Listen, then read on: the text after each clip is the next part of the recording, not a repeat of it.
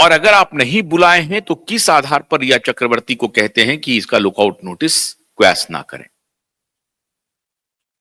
तो मित्रों, CBI back foot पर थी, लेकिन सीबीआई ने जो तर्क पेश किया वो ये पेश किया कि दिशा की मृत्यु की जांच एसआईटी कर रही है और हम लोग उसका इंतजार कर रहे हैं। बात समझ में आई? सीबीआई ने उस वक्त इशारा किया था कि दिशा के केस में जो एसआईटी इंक्वायरी कर रही है उसके फाइंडिंग्स का हम इंतजार कर रहे हैं। अब आप कल्पना कीजिए कि सिर्फ एक दिशा के केस को ही इन्वेस्टिगेट नहीं करना है एसआईटी को, और सीबीआई को भी सिर्फ सुशांत के केस को इन्वेस्टिगेट नहीं कर रहा है। दोनों का ज्यूरिसडिक्शन अलग है, लेकिन दोनों केस मिले जुले हैं और दो एजेंसी जांच कर रही है। एक महाराष्ट्र की एजेंसी है, लोकल स्थानीय, और दूसरी तरफ सेंट्रल इन्वेस्टिगेशन कमीशन जांच कर रही है। अब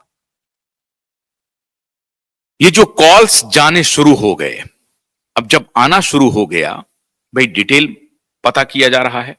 अब जब डिटेल पता किया गया एसआईटी की तरफ से, तो ये कॉल जाने शुरू हुए।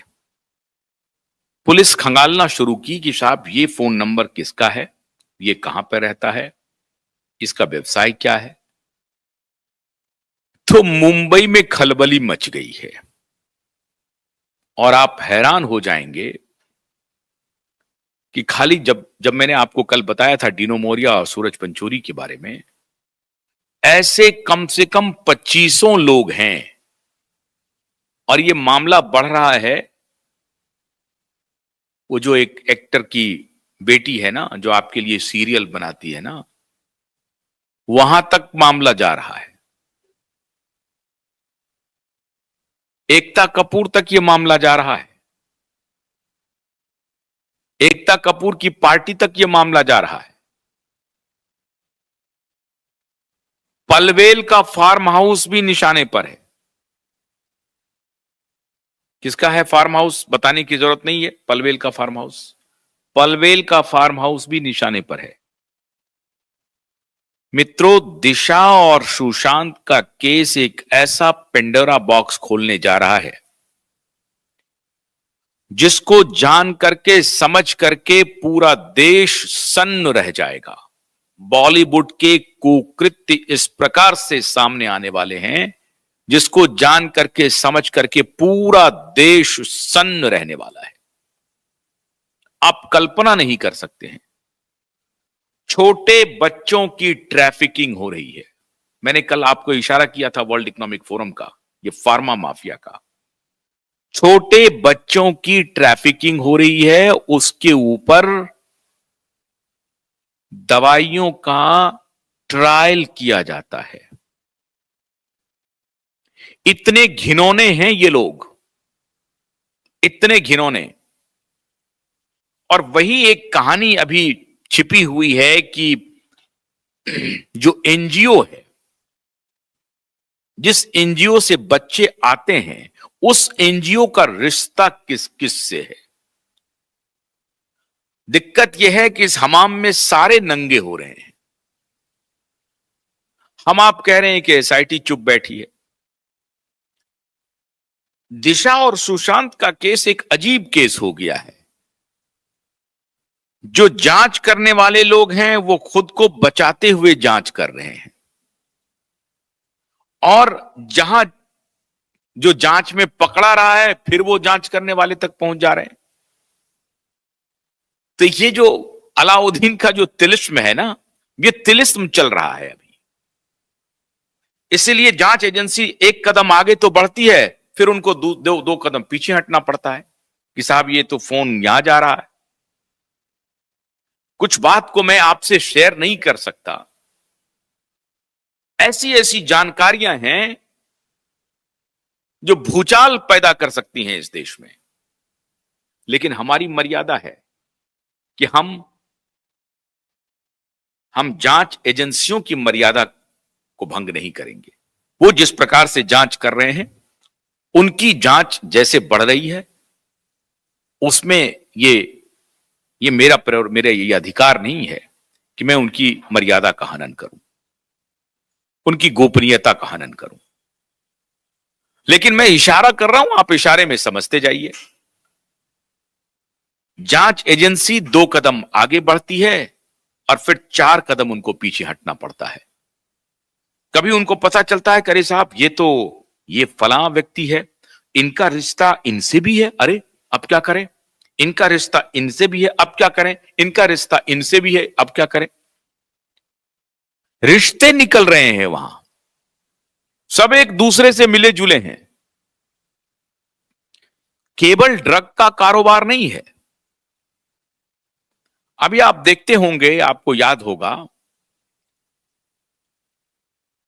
एक बड़ा ही सुंदर नौजवान सा व्यक्ति था जो कुछ दिन पहले भारतीय जनता पार्टी को ज्वाइन कर लिया और कल तक वो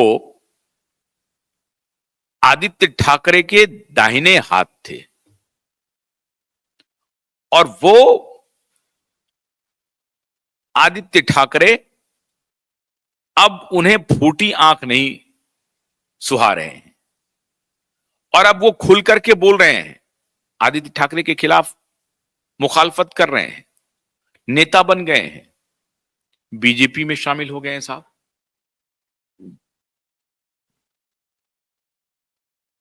तो जांच एजेंसी बढ़ तो रही है, लेकिन फिर जांच एजेंसी को लगता है कि अरे अब क्या करें।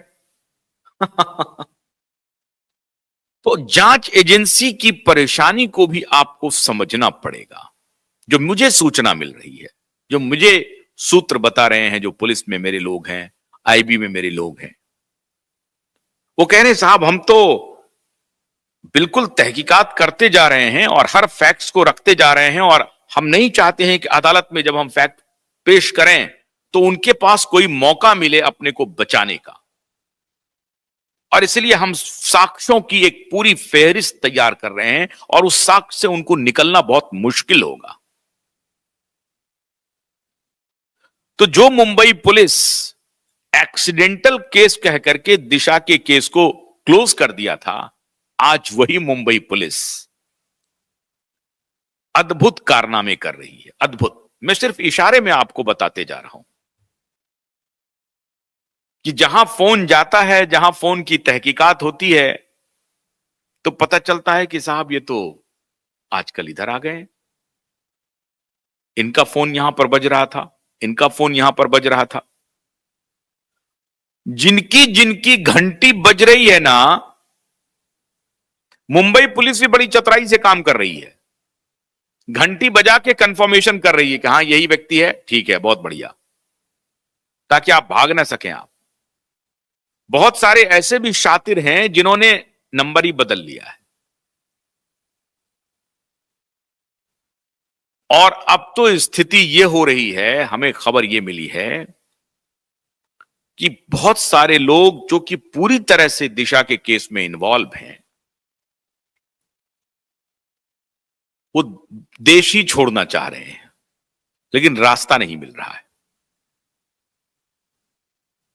जिनको पैसे देकर के मुंह बंद करने की बात आई,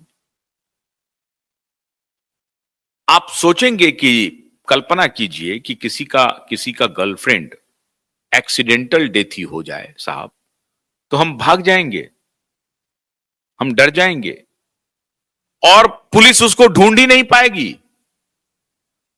3 महीने तक। अब वही मुंबई पुलिस कह रही है कि साहब मैं क्या बोलूं, हमारे महकमे के लोग ही, बहुत सारे लोग इसमें शामिल हैं, सबका डोजियर तैयार कर रहा हूं,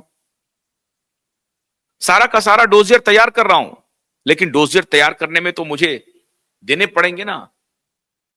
अब मैं ये सोच रहा हूं कि साहब ये रोहन रॉय जो उनके फियांसी हैं, वो तो उस फ्लैट में मौजूद है वहां पे, और उस फ्लैट पे वो अकेले दिशा के साथ मौजूद नहीं है। इस बात की तो पुष्टि हो गई कि वहां पर कितने लोग थे और फिर कितने लोग बाद में आए, इसकी भी पुष्टि हो गई है। तो ये रोहन रॉय 2-3 महीने तक गायब ही, उनको पुलिस भी नहीं ढूंढ पाई। बाबा सिद्दीकी के हत्यारे को 48 घंटे के अंदर चेन्नई तक से गिरफ्तार करके ले आई थी यही मुंबई पुलिस, बाबा सिद्दीकी के शूटर को। आप कल्पना कर सकते हैं कि वो मुंबई पुलिस रोहन राय को नहीं ढूंढ पाई, पकड़ ही नहीं पाई, गिरफ्तार ही नहीं कर पाई। बेशर्म ठाकरे, बेशर्म ठाकरे, किसे उल्लू बना रहे हो, किसको धोखा दे रहे हो? तुम्हारी एक एक हैकड़ी इस बार निकल जाएगी। और ये गाज परमवीर सिंह पर भी गिरेगी। अरे ये साहब तो ये तो खुद ही भगोड़ा हो गए थे, ये खुद ही भाग गए थे। इनको जब लगा थी मुंबई मुंबई पुलिस का कमिश्नर सुप्रीम कोर्ट पूछ रहा है कि भाई आपको अपनी पुलिस पर भरोसा नहीं है, आप क्यों नहीं जा रहे हैं जांच में? आपके ऊपर अगर कोई गलत आरोप लगा है, आप जाइए जांच में शामिल होइए। आप कहिए कि जब तक मैं बेदाग नहीं निकलूंगा तब तक मैं पुलिस का सामना करूंगा। लेकिन उसे तो मालूम था कि पुलिस करती क्या है गिरफ्तार करने के बाद।